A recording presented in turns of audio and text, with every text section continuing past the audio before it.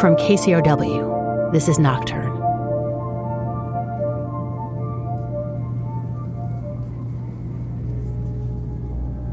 Have you ever been kept awake by a sound in the middle of the night? You lie in bed, wishing only for sleep, and this sound nags at you, maybe even feels like it's growing in strength, filling up every aspect of your consciousness until you can think of nothing else. That's me when my neighbor's hot tub cycles on and off all night. But what if you don't know what the sound is, or where it's coming from? Is it coming from outside? Somewhere in the house? Is it coming from inside your head? You might even think you're going crazy because you're lying there awake, obsessed with this sound, and no one else around seems to hear it. Can you hear that? Can you hear the hum? I woke her up and I said to the wife, "Can you hear this noise?" And she's like, "What noise?" And she couldn't hear it. My name's Christopher Meek and I'm located in central Scotland. It was strange because you would be in your bed and you would hear, it was almost like a digger driver or two digger drivers driving about an adjacent field at 12:30, 1 o'clock in the morning, when you know there was nobody there, and you would look and it would just be the wind blowing. It was madness. It's a very low-pitched hum. The only way I can describe it is that there is a lorry, as we call it here, semi-truck with its engine running, or a generator left running for hours on end. My name is Paul Richardson and I'm based in England in the UK. A diesel engine on the street somewhere, or the sound of propeller planes. My name is Tanya Horo and I'm located in New Zealand. It's a very annoying low bass rumble with vibration. It's horrible. It's like a truck engine idling, and when you open the door or the window to see that truck, it's not there. Okay, my name is Gabriel Navarro. I'm in the city called Paraná in Argentina. My name is Dale Tutai. I live in San Francisco. I guess I would compare it to something like if you lived on top of a refrigerator and had when the compressor comes on and there's just it's very mechanical.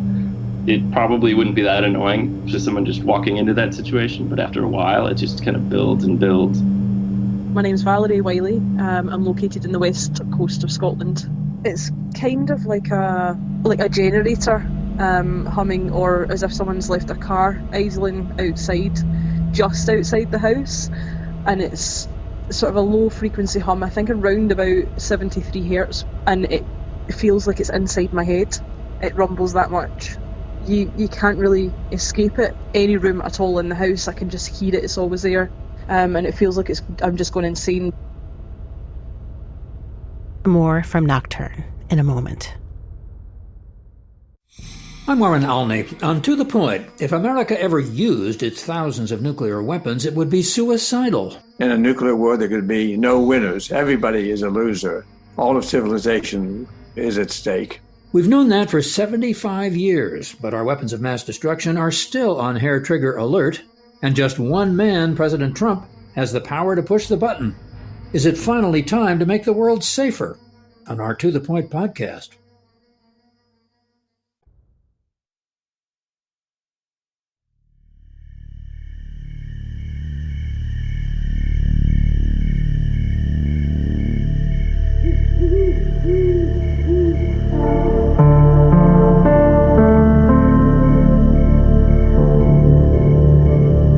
You're listening to Nocturne. I'm Vanessa Lowe.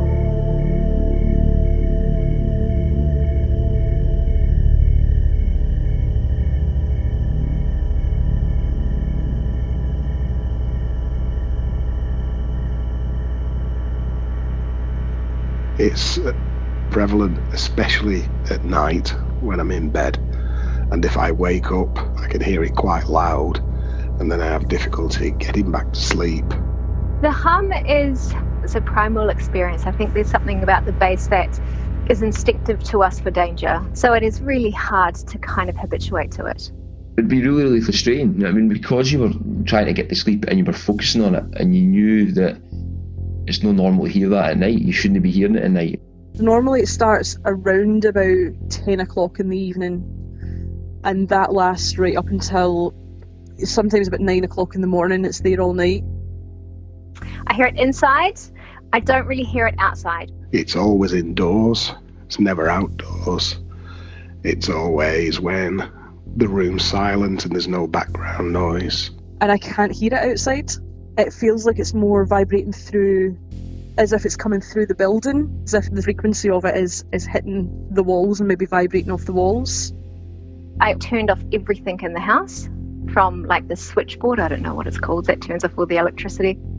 I need to find out what is causing this noise. So I unplugged my fridge, my freezer, a lot of electrical appliances. I even tried turning off the mains switch in the house for all the electricity. It's going to sound totally crazy, but I made like a grid in some of the rooms of our house, and I mapped in all these vectors that show the vibration directions, and I was hoping that it would pinpoint some source or show some sort of obvious pattern or something like that. I walked around the street, I drove around the street. I did quite a lot initially, that I must have looked like a crazy person. You lay in your bed and you expect silence and quiet. It's bothering. Yeah, it's not good. Get some other noise like a fan or like waterfalls recordings. You can mask the hum and it works. At the end, you're tricking yourself so you don't hear that hum. I need to listen to music or sounds on my phone like white noise to drown it out. It's that loud. If I didn't have anything to listen to, it just affects my sleep. Like I wouldn't get any sleep for it. But if I'm somewhere and I don't have anything to block it out, it 100% interferes with my sleep. During winter, my room sometimes is like a freezer, but I can't not have a fan on. Because as soon as that fan goes off, I hear the sound. I've figured out a way to put the fan onto the heater and then that ends up blowing warm air around the room. But it's ridiculous that that's what I have to do to get some sleep. I've heard it in places all over the country where I've travelled, in my parents' home, in a hotel 150 miles away. It's very worrying. It's very irritating. Sometimes you question your own sanity, whether or not it's a type of tinnitus, whether or not it's all in my imagination. It was really, really bad.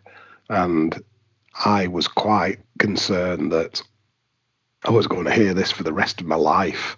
I'd be devastated. The hum is a phenomenon, a worldwide phenomenon, in which a small percentage of the population, we estimate no more than perhaps 3 or 4%, perhaps even as low as 2% of the general population, perceive a noise, what appears to be a very low frequency noise that sounds very much like the sound of a car or truck idling outside one's home is probably the best description that we have, and it also suits my own experience with the noise. Classic behavior of the worldwide hum is that it's louder at night than during the day. Presumably because during the day other ambient noises are masking one's perception of the hum. Usually, in my case, it was around sometime between 10 and 10:30 at night when it would start up. My name's Glenn McPherson, and I live on the Sunshine Coast of British Columbia, Canada. I'm a high school teacher, former university lecturer, and I'm the director of the World Hum Map and Database Project. Glenn McPherson started the World Hum Map and Database in 2012, and because of its popularity, he's become somewhat of a go-to guy for international media reporting on the topic. The database has entries from thousands of people spanning 5 continents. People enter what the hum sounds like, where they hear it, if others around them can hear it, if they're able to record and measure what they're hearing.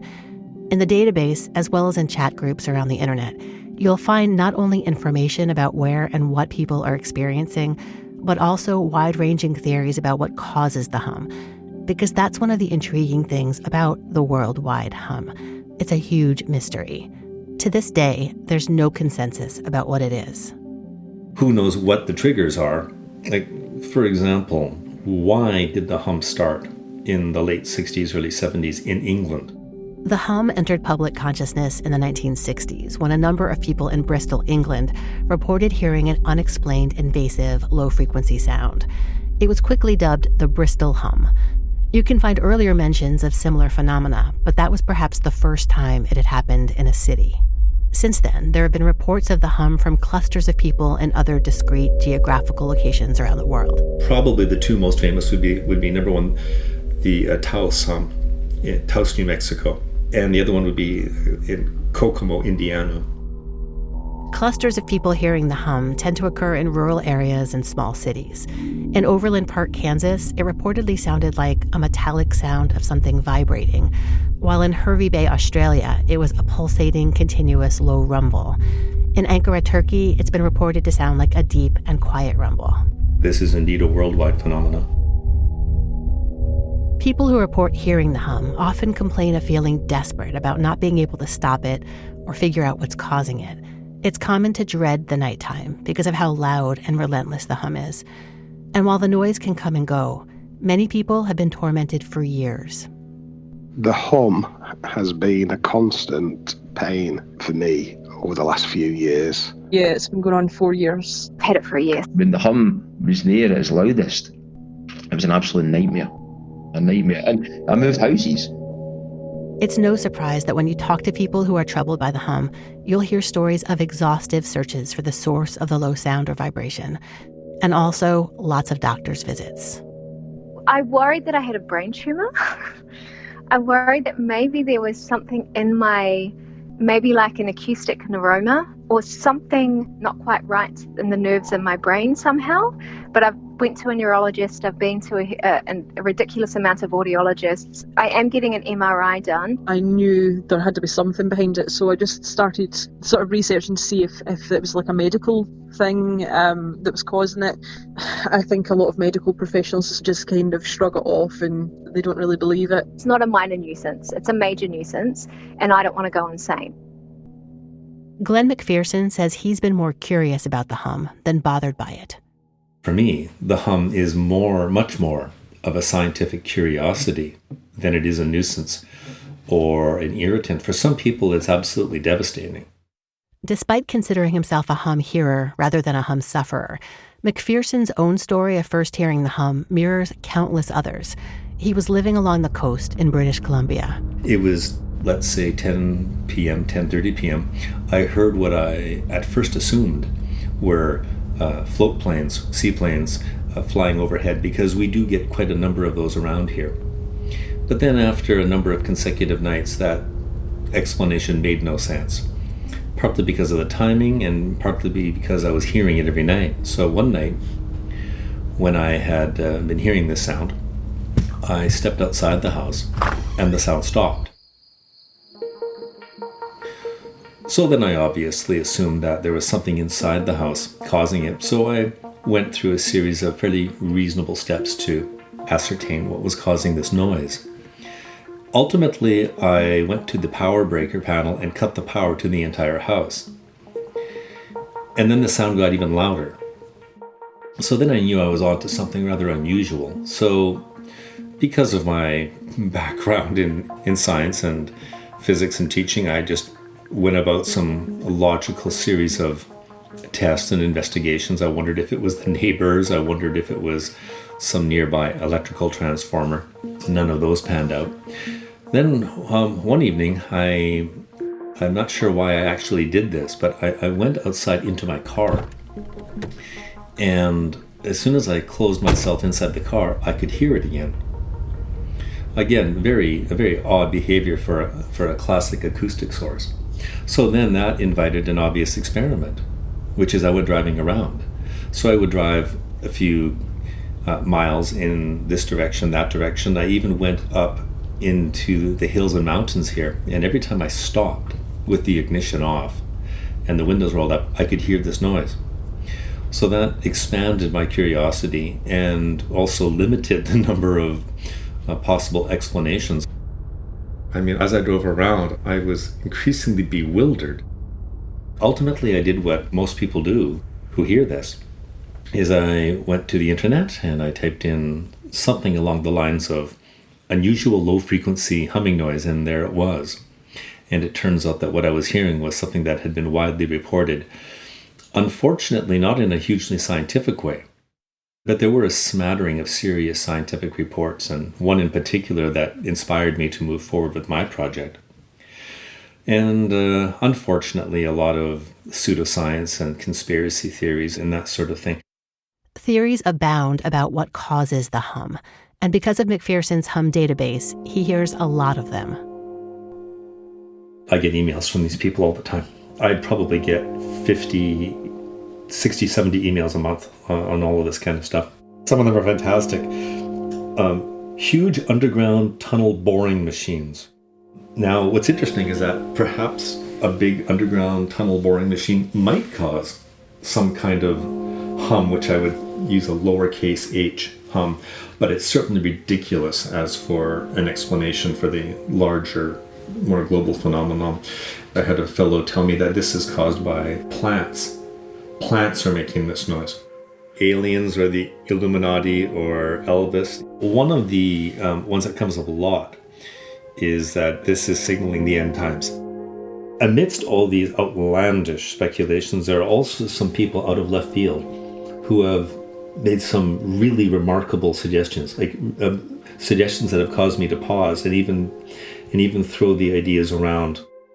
One person suggests that right now, as we speak, the Earth's magnetic field is undergoing a pole shift. So the suggestion was, could this be some artifact of the Earth's pole shift? So it's not all nutcases who write to me with their own personal theories. Some of them are obviously very bright and educated people. But of course, there have been some absolutely outlandish theories. I mean, it's always more interesting if you can come up with some spectacular thing that others before you haven't been able to find. McPherson says that when people contact him with theories about the hum, he gives everyone the benefit of the doubt and tries to have an open mind, at least at first. Everybody gets one chance with me. And however outlandish some theory or explanation might be, my reaction is, okay, that's very interesting. Now the evidence, please. And that's when the discussion usually ends, and people will just fade away. The only reason why my project has been taken so seriously is because of the really strict and sometimes abrasively, scientifically strict approach that I've taken to this entire topic. I have very forcefully distanced myself from some of the more ridiculous conspiracies that have surrounded this topic for decades. I mean, for goodness sake, the hum was even mentioned on the X-Files by Agent Mulder. I mean, so this is a bit of a mountain to climb when it comes to wearing down some of the incredulity of the public. But just because something is unexplained doesn't mean that we need to resort to fantastical or conspiratorial or magical explanations. And this is what I've spent the better part of 6-7 years now doing. Now, I'm not a scientist per se. It's just been a burning scientific curiosity, and I want to get to the bottom of this. Part of the problem with getting to the bottom of what the hum is and what causes it is actually related to how it's talked about. While the name the Worldwide Hum is sexy and intriguing, it may be misleading. The name implies that the hum is one thing that is experienced by many people. But when you talk to people who experience it, things start to get very muddy very fast. Because we don't actually have a lot of vocabulary to talk about low-frequency sounds, it's very hard to know if people are talking about the same thing. And if you've been suffering alone for months or years, and you hear someone else describe something similar to what you're experiencing, it's very tempting to go, aha, that's what's going on. I must be suffering from the hum. And having a website with something called the World Hum Database doesn't do much to clear things up. I inherited the terminology to some degree. Originally, it was called, for example, the Taos hum, or the Kokomo hum, or the Bristol hum. A few decades back, it was traditional to preface the word hum with the city where it was heard. Then in 2004, a scientist named David Deming, who was a hum sufferer himself, published a paper. The title of the paper was The Hum, an anomalous sound heard around the world. So it has been called the hum for quite some time. Now, I also have to be perfectly honest by saying, as much as the media has used me on this, I've used them. And so what I mean, just for full disclosure or transparency, what I mean by that is I have several agendas, and one of them is to normalize the phenomena. And one of the ways to do that is to make people aware of it. There has to be a public interest. And so calling it the worldwide hum or the world hum, the public has taken a massive interest in this when they've become aware of it. The phrase the hum has stuck, and like it or not, we're stuck with it. Glenn McPherson himself has shifted more than once in his thinking about what the hum is. And while this may be a natural and useful part of the scientific process that he strives for, it doesn't make it any less confusing for someone suffering or trying to understand this phenomenon. From the beginning, McPherson has entertained 4 competing theories about the hum. One was that the hum was the accumulation of human-made noise, like freeways and electrical grids, to which some portion of the population is more sensitive. Another theory is that the low-frequency sound is some terrestrial or geological feature, like those related to earthquakes. At the time of many of his interviews with outlets like The New Republic and BBC, McPherson was strongly leaning toward a third theory, that the hum was the result of VLF, or very low-frequency radio waves, such as those used by the military to communicate with submarines. In fact, based on a paper by scientist David Deming, mentioned earlier, McPherson constructed what he called a Deming box, a coffin-like box made of thick steel that would be able to block out VLF radio frequencies. The theory went that if he and others who experienced the hum could not hear it inside the box, that would lend support to VLF as the culprit. It wasn't actually a simple process. The box needed to be in a very quiet environment to begin with for the results to be meaningful, and it took some work and time to achieve that. There was a buildup of excitement in the media about perhaps finally getting an answer to this question that plagued so many. Indeed, McPherson himself seemed confident that he'd found the answer to this riddle. Eventually, McPherson and others were satisfied that the conditions were right to test the box. He got inside, closed the lid, and he still heard the hum. That was the most reasonable theory at the time, but one important, in fact, crucial distinction between science and pseudoscience is the fact that when you're involved in scientific inquiry, at the end of the day, you have to be able to say out loud, we were wrong. And on that theory, we were. The first 3 theories that McPherson entertained all had the hum as being produced by an external cause, a terrestrial artifact, human-made infrastructure, VLF radio frequencies.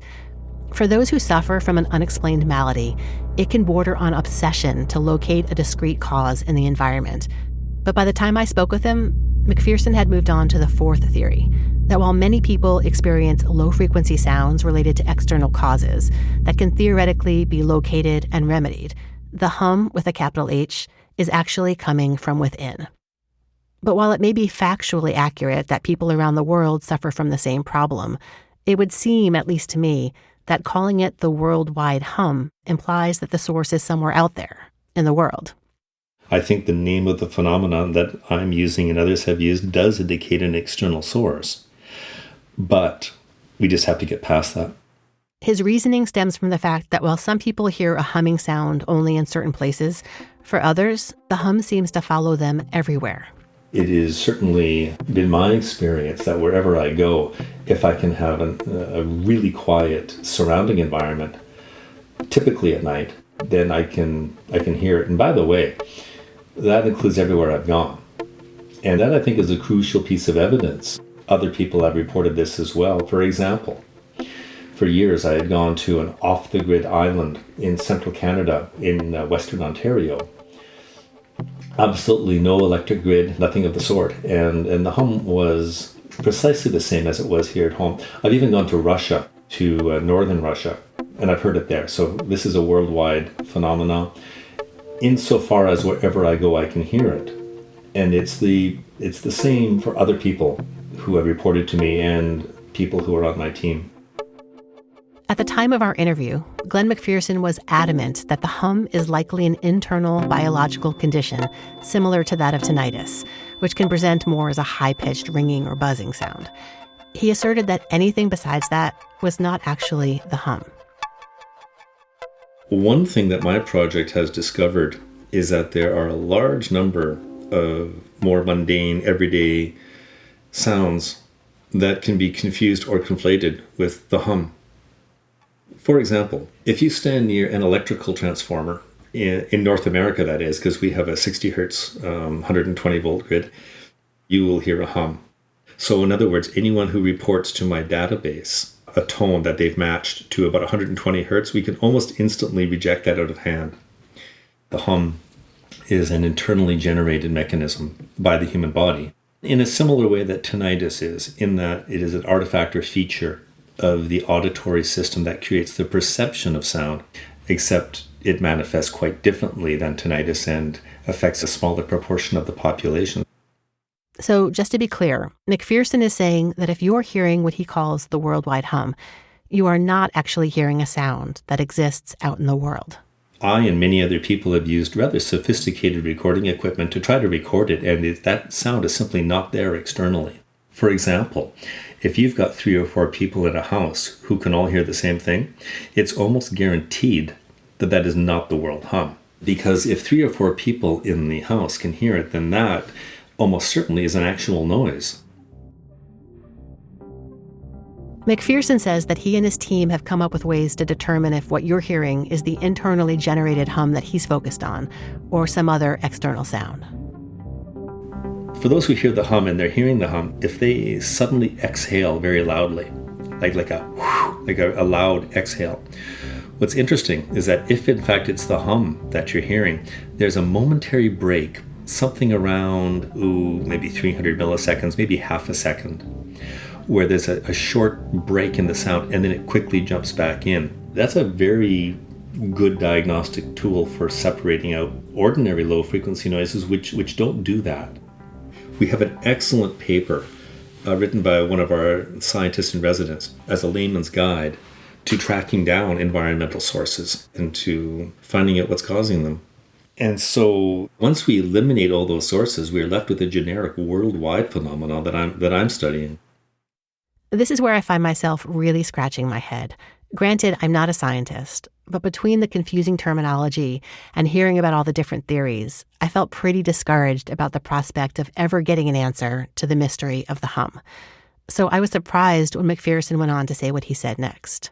Every once in a while, I will get that same sense of excitement and scientific doggedness that will lead to a solution here, and I think that we're probably fairly close. We've had a development over the past month or two that, for me, I think signals the fact that we are getting close.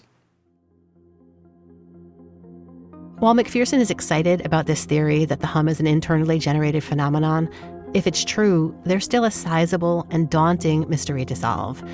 Why did widespread reports of the hum begin in the 1960s? Is there something that began at that time that led to people around the world developing a condition where they hear an unrelenting, low-pitched hum? And if so, how could you prove it? So one thing we're pursuing is, was there a medication, over-the-counter or otherwise, or perhaps even some sort of food additive or toxicity that was introduced in England around that time and maybe then came to America and other countries? It's well established that there are a large number of medications and prescriptions, both strictly controlled prescriptions and over-the-counter medications that are toxic to the auditory system. We're also pursuing the fact that there may be certain types of exposures that can later lead to hearing the hum, and perhaps even some types of electromagnetic exposures, whether it's 5G wireless or whatever. I make absolutely no claims regarding that. But if in fact it turns out that this is an internally generated noise and mechanism, then number one is, are there any triggers or environmental exposures that can cause this to happen to people? And once that question is answered, number two, is there anything we can do for the people who are hearing this so they can in essence, turn it off or cause them to not hear it. I want this solved. It would appear that there's still a ways to go before we can call this solved. And to further complicate things, McPherson went on to list other trends that show up in his World Hum database. Turns out that people who are ambidextrous, that is, people who can use their left and right hands equally well, they are vastly overrepresented in the data. In fact, a person who is ambidextrous is, from my latest calculation, 7 or 8 times more likely to hear the hum than otherwise. And we've found also that a family history of ADHD or autism, possibly schizophrenia, we're not sure, but at least ADHD and autism, those people are overrepresented in the data as well, which might indicate some kind of neurological component or something else that we don't know. Unsolved mysteries are fun, up to a point. But in my research about the worldwide hum, I found myself getting more and more frustrated. It seems clear that there isn't one hum that's heard by people around the world, and that's about as much certainty as I can claim. But this isn't a game. There are real people suffering. And while Glenn McPherson has worked tirelessly to find answers, even without solving the mystery of the hum with a capital H, his database does something really important. I will get a person write to me from who knows where around the world and said that when they stumbled over the project and over the database and the map, that they had broken down and wept. And the reason why is because they had thought they were crazy and that nobody else in the house could hear what they were hearing. And then they realize that they're not alone. And then they realize that there are a vast number of people around the world who are hearing exactly what they hear and having the exact same experience. And so there's not only a sense of community, but a sense of validation and that this is a real thing. This is not mass hysteria. This is not a hallucination. This is an auditory phenomenon which is now so well documented that I think it's now time to fully normalize it and time to bring it into the mainstream so that we can get to the bottom of it and hopefully provide some relief for some of these people who are suffering. My whole family think to have lost the plot. Nobody takes it seriously. But, I mean, this is just not me in the northwest of England. It's a worldwide phenomenon. You start to worry whether it's your mental health, whether it's all inside your head, because you fixate on that more. Why is this happening? Why can no one else hear it? The more I heard other people's stories about it, I kind of just resigned myself to it's just something that happens. That's when I realised that it wasn't just me and I wasn't going mad. If I were hearing an unexplained hum for months or years that interfered with my sleep and made me question my sanity, I'd definitely want to know what was causing it. The not knowing would probably be worse than the sound itself. And of course, I'd want to make the hum stop. But when all is said and done, there may be another goal that's arguably just as important. I think a lot of it has probably got to do with my mental state in terms of how I live with the sound. So there's lots of potential things that it could be. Finding out what it is would be nice, but I don't know if I ever will. I mean, it's probably a moot point because I can hear it, but once I find that out, that might help me with the sound. But I think at the end of the day, it's something that I hear, and in order to be okay with it, I have to find peace with it. I haven't found peace with it yet, but I think the way that I embrace it or deflect it is going to kind of either help me live with the sound or I'm going to go insane with the sound. I think it really comes down to the mentality of the person who hears it. It doesn't matter what it is. It's how I am going to deal with it myself.